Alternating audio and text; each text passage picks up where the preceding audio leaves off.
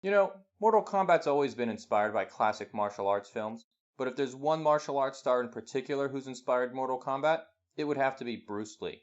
If you look at Liu Kang in the original Mortal Kombat, everything about him screams Bruce Lee. From his background as a Chinese man, to his outfit, no shirt and plain black pants, to his fighting stance, even the way he holds his hands is inspired by Bruce Lee. You can see that better in HD thanks to the work of some very dedicated fans. That iconic pose came from a classic scene from Enter the Dragon. Here's another scene from that film that actually provided the background to the first part of his ending sequence in the original Mortal Kombat. That's actually Bruce Lee's hand, so technically Bruce Lee was in the first Mortal Kombat game. This next scene, also from Enter the Dragon, is where the second part of Liu Kang's ending comes from. Strategy guides from that era even named Liu Kang's dragon fatality from Mortal Kombat 2 Enter the Dragon, in tribute to this film. Malibu Comics, who published the Mortal Kombat comics, also published a 6-part series about Bruce Lee. And since they were publishing the Mortal Kombat and the Bruce Lee comics at the same time, they even co-promoted the Mortal Kombat comics in some of the Bruce Lee issues. And in Italy, the Mortal Kombat and Bruce Lee comics were published together under one title, Mortal Kombat and Bruce Lee. Even Liu Kang's yells, which fans have lovingly referred to as turkey noises, came from Bruce Lee. Even his special moves were inspired by Bruce Lee. The flying kick was practically a Bruce Lee trademark. In the opening of Mortal Kombat Deadly Alliance, Liu Kang was shown using the martial arts style Jeet Kune Do, which was invented by Bruce Lee. I guess what I'm saying is, Mortal Kombat and Bruce Lee go together like peanut butter and jelly. They're like two peas in a pot. Why am I bringing all this up, you ask? The reason is because today, we're going to be doing a review of a game called The Dragon, which is about Bruce Lee, but which actually relies on the Mortal Kombat series to supply the graphics. But that's enough backstory. Let's get right into this game.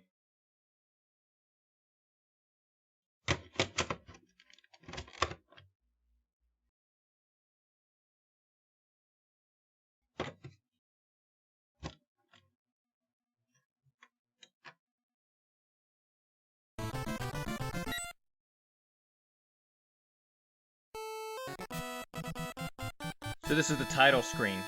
You see how fast the push start letters are flickering? Stuff like this is the reason that video games started carrying seizure warnings. The language options are practically unheard of in the video game world. English you see everywhere, but Arabic, that's not something you see very often in games, especially when you consider that the company that made this is from Taiwan. I'm assuming their primary market was the Middle East. Must be a lot of Bruce Lee fans there, I'm guessing.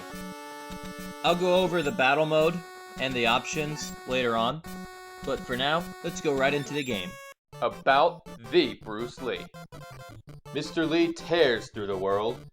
He believes that his job is how to save people from those criminal gangs.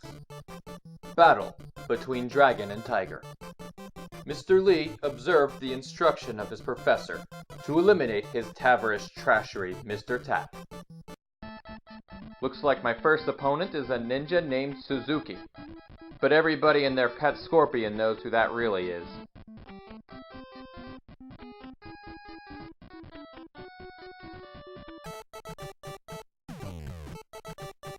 The controls are pretty bad, but that's not the worst of it. With just a couple of hits, they can take out like half my life bar. He's not supposed to be that strong. I don't get it.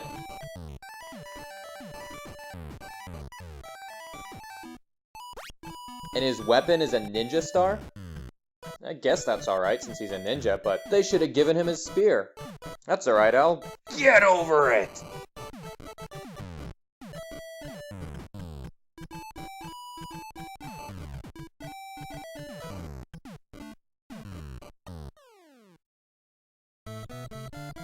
It's kinda cool how it fades out to black and white when you die, though. Realistically speaking, if you die in the first fight like that, you're usually better off just resetting the game and starting over from square one. By continuing from this point, I'll be going through the game at such a disadvantage. So like you saw in the first round, he can be pretty cheap. But I'll use a move here called the Skill of Fighting, which takes away so much of his health that it basically makes me the automatic winner of the fight. You won't get away. I'll come back soon. I'm confused. Who's supposed to be saying that to whom? The game of death. Lee struck the core of the criminal organization and straggled with the rivals broke through checkpoints of RAM. Wait, what? At this point, it becomes a very different kind of game. It may have started out looking like a fighting game, but a lot of it is really more of a side-scroller. And the nameless grunts that you fight against aren't from Mortal Kombat. Actually, I don't think these graphics are lifted from another game at all. I think they're original creations. Wonder what's in this box. Ah, it's a bomb! Ah, God, why? Oh, what's in this box? Looks like a piece of food. Gives you some energy. Okay, I'll take it. Wonder what's in this next box. Oh, God, it's another bomb! Why?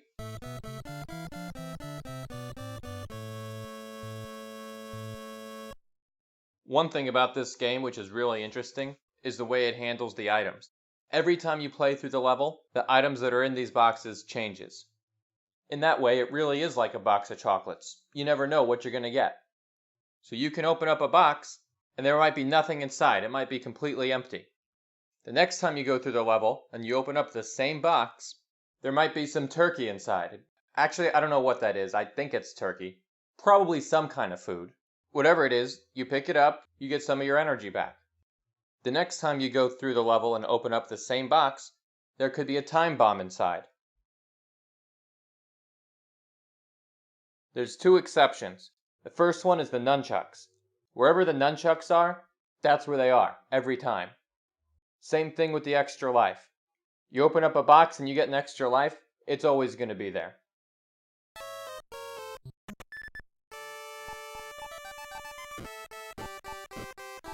You know what? At this point, I'm just going to skip all the boxes. I don't need them. I don't want them. Opening up random boxes can be hazardous to your health. Then again, getting into random fights can also be hazardous to your health. These guys aren't very tough, not on their own, but it's the fact that there's so many of them that makes this tricky. There's a different method that you could use for each one of them. The problem is when you've got 3 different guys on the screen at the same time, it can be hard to take each one out the way you need to. So they start getting hits on you here and there.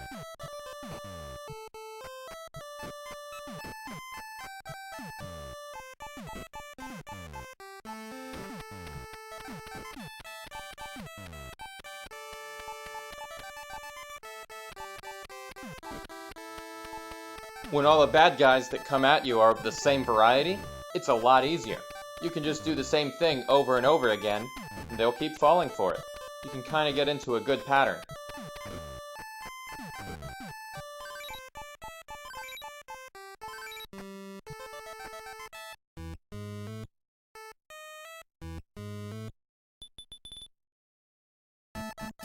Before my next fight, I just gotta point out how awesome this music is. Dun dun dun dun dun dun dun dun dun dun. I guess you could say this is a cage match. Huh? Man, Johnny Cage is really cheap. That's alright. I can be just as cheap back by doing the skill of fighting. Yeah, nothing beats the skill of fighting.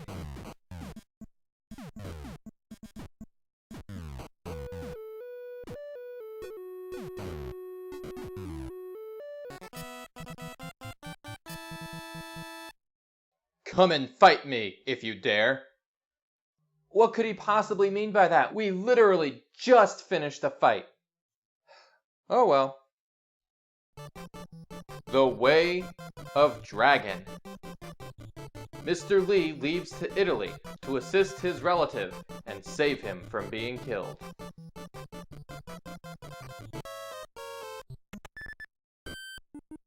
Alright, so we're here in Italy, looking for Bruce Lee's relative, I guess. You know what I'm realizing? that you can pretty much beat all these guys with the foot sweep.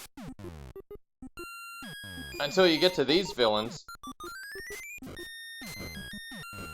These guys are short and fast, and they're hard to hit. And you'd think that aiming low with the foot sweep would help. But no, it doesn't. It's about time the game throws a new bad guy at you, but these guys aren't easy. They're gonna make things pretty tough. And they keep piling them on. Wasn't enough to just have a pink one, but now they're throwing red and blue ones at me too. I don't know where this game got the idea to use cheap palette swaps. As a Mortal Kombat fan, I've never heard of anything like that before.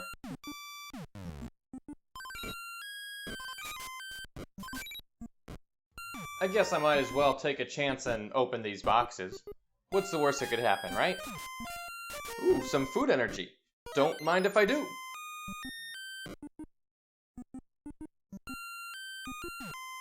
Oh, there goes another bomb. Fire in the hole! And another bomb. But as long as you can get to a safe distance, it's all good. And now I just lucked out, because I got a pair of nunchucks. You know, Bruce Lee used nunchucks all the time in his movies. And now that I got them, I don't want to open any boxes. So I'm just going to skip past all these. I mean, why take a chance, right? Pow! Right in the kisser. Yeah, take that! And that! And that!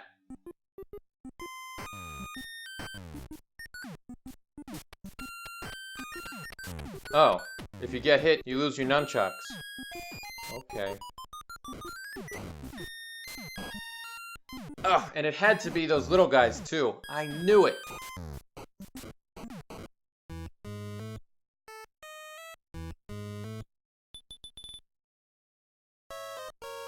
I'm trying to open these boxes to see if they're anything, but it turns out they're just part of the background. And I'm trying to jump up and down on these bigger boxes, but they're also just part of the background. Hey look, it's Little Mac from Mike Tyson's Punch-Out! You know, Mortal Kombat never really had a boxer-type character. Street Fighter had Balrog, Killer Instinct had TJ Combo. Not Mortal Kombat though. Mortal Kombat always thought outside the box. If you pay attention to the background, like the lighting rig at the top of the screen, the electric wiring, you might have pieced together that this background is actually the set of a movie. I know, right? That's so meta. And you know what clinches it? Is that director's chair in the background. Ever since I saw a picture of a Mortal Kombat director's chair in an old issue of EGM2, I've always wanted one. Oh yeah, and actually, I have one. It kicks ass. Well, except I'm afraid to sit in it because I don't want to break it. Still cool to have, though. Oh yeah, where were we? The game, that's right.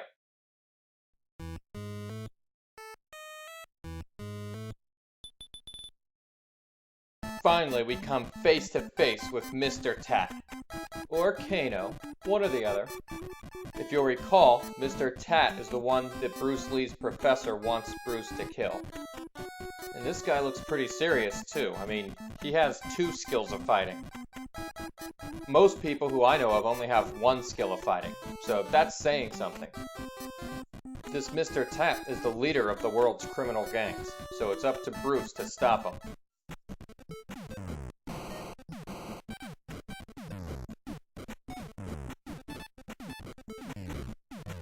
He doesn't seem to be doing very well, which is kind of funny since he's the only character in the entire game that they bothered to hype up. Heh, they gave him his knife toss. I'm doing pretty well, but I think I'd do even better if I used the skill of fighting. Why am I fighting Kano on a movie set anyway? This should be where you fight Johnny Cage. I'm strongest man in the world! You know, I can't figure out who's supposed to be talking, Liu Kang or Kano. But either way, that's wrong. If you look at the official Mortal Kombat 2 comic book by John Tobias, you'll see that Jax is actually the strongest man in the world. Sorry, Kano. Sorry, Liu Kang. You may have other skills, but when it comes to raw strength, Jax is #1. The big boss. Leave for Thailand working in a factory. Unfortunately, the factory is a base of drug pusher virtually. After he knew, he angrily went to the cottage of Mr. Samet.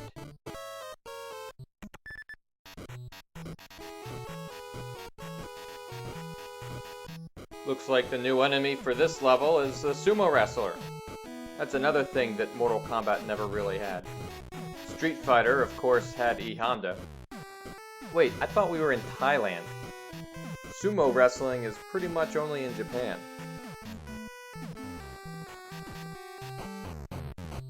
Looks like the sumo wrestler got me with his 100 hand slap.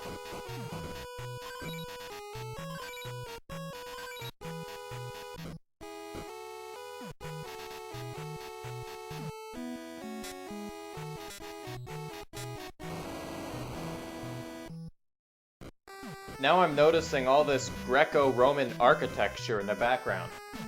I mean, look at these columns. Are we still in Thailand? Or are we back in Italy where we were a couple levels ago? I can't seem to get a fix on the location. The more you keep playing this game, the easier it gets to deal with all these bad guys. I mean, having to have the little people and the boxers all on the screen at the same time, that was really difficult when I first came across them, but now, not so much.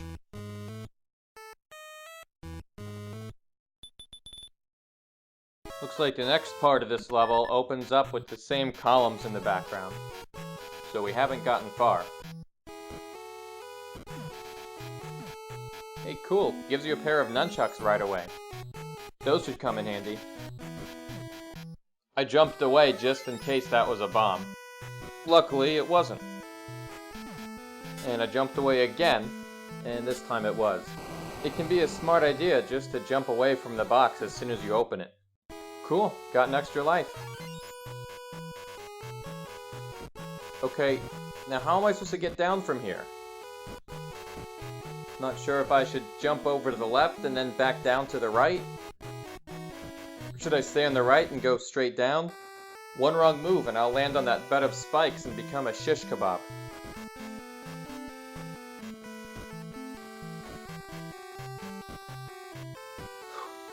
That was a close call.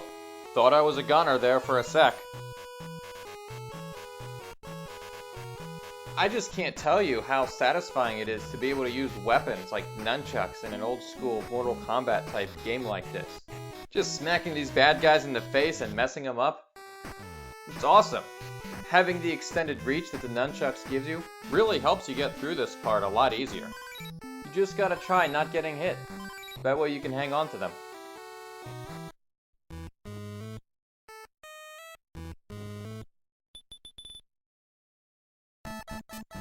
Alice Yang Pussycat? This sounds like the kind of name they'd give a girl in a James Bond movie. And they're saying she's French. But her real name is Alice Yang. That doesn't sound like a French name to me.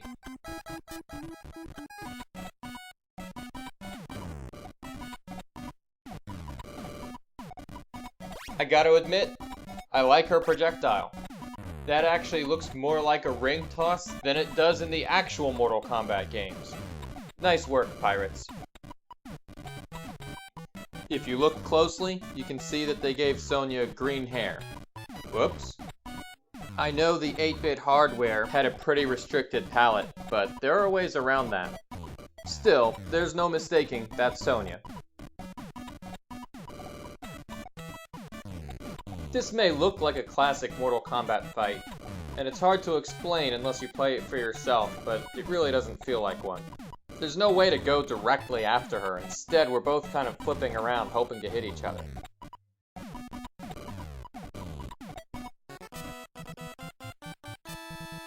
This time you win, but next time you will not.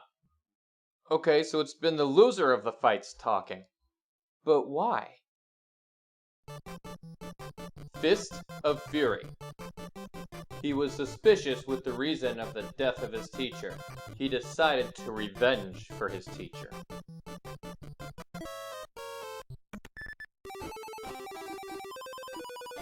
All of a sudden, they're playing the worst music in the entire game. Scratch that. This has gotta be the worst music on the entire NES library. Also, apparently we're now in the jungle, for no reason.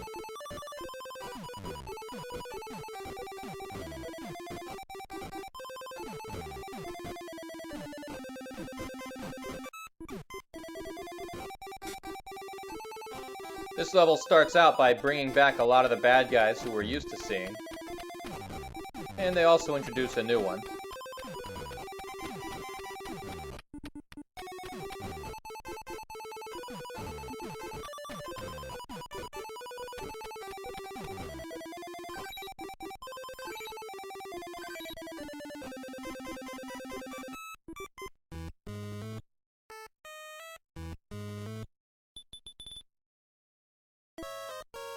Then we get to the very end of the game, right before the final boss. We still have the same crappy music from before, but this is probably the most Mortal Kombat-like arena that this game has to offer. That temple that you see in the background pretty much looks exactly like how Liu Kang's Shaolin Temple looks in the Mortal Kombat film. Since it is the last level, they pretty much throw every single bad guy at you that they've had. The sumo wrestlers, the little guys, everybody's here. It's kind of like the grand finale. And it's not easy, but once you're done, you're done.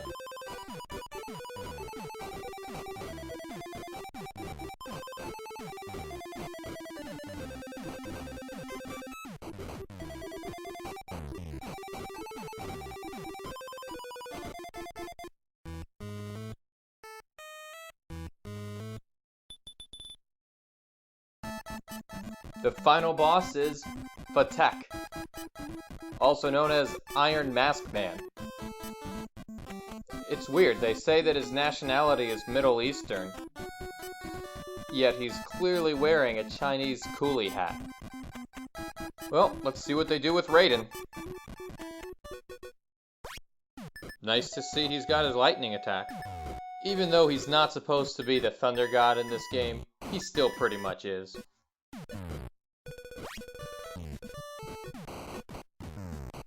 And when I do the skill of fighting, it doesn't even hurt him that much.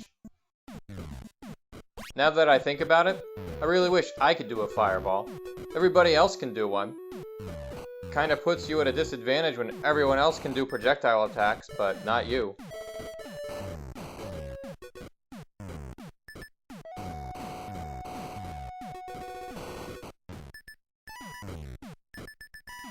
And he can do the torpedo, apparently, so he's got 2 special moves. That's alright, because for the rest of the match, I can just use basic moves, and I'll still win.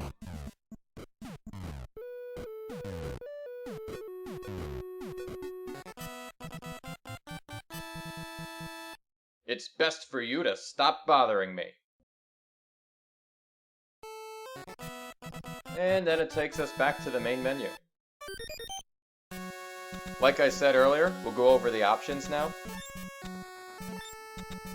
You can set your number of lives to 3, 5, or 7. If we go to menu, it'll show us the different moves we can do. There's really not much to it. If you press B, you punch. If you press A, you jump. If you press down and B, you do a foot sweep. And when you press B and A at the same time, you do the skill of fighting. And finally, there's a battle mode. This lets you go straight to the bosses. You can go straight to the fights with Scorpion, Johnny Cage, Kano, Sonya, or Raiden. So that's pretty much it for this game, but it's worth pointing out that there was a hack released 1 year later. The hackers altered the name of the company, Rinko, so that it just contains the letters IC, as in, I see what you did there. At the title screen, they let you know that they released this in 1996. We wouldn't want our customers to be confused and pick up the 1995 version. There's some subtle changes, like the word option has been deleted from the option screen, and they use a different font here. They messed up the border around the character portraits on the battle mode, and there's some slight graphical changes to the backgrounds that you wouldn't even notice unless you're looking at them side by side. But that's basically all they changed. It's the same gameplay, same level design, same everything else. In general, it's not a bad game. It's worth playing through once or twice. I gotta say that Liu Kang makes a pretty good stand-in for Bruce Lee. But one thing that does get to me is that the graphics are pretty small. If you look at The Ultimate History of Video Games by Stephen Kent, you'll read that in designing their game, Boone and Tobias wanted to make their combatants as large as possible, while still being small enough to move around the screen freely. The sprites in this game, on the other hand, were really small. The musical choices were all over the place, with some of it being really good and some of it being really crappy. The plot was also all over the place. It seemed like there was a story and that they were building up to something, but I have no idea what it was because there was no ending, there was no payoff. It's like I fought so hard and got so far, but in the end, it doesn't even matter. But it's alright because I had fun doing it. I liked being Liu Kang. I think he was a good stand-in for Bruce Lee. I especially like grabbing nunchucks and smacking people in the face with it. You know, Bruce Lee and Mortal Kombat, they go together like love and marriage. Well, I wouldn't go that far, but they go together like a horse and carriage. Anyway, this has been tabmok99 with another video game review. I'll see you next time.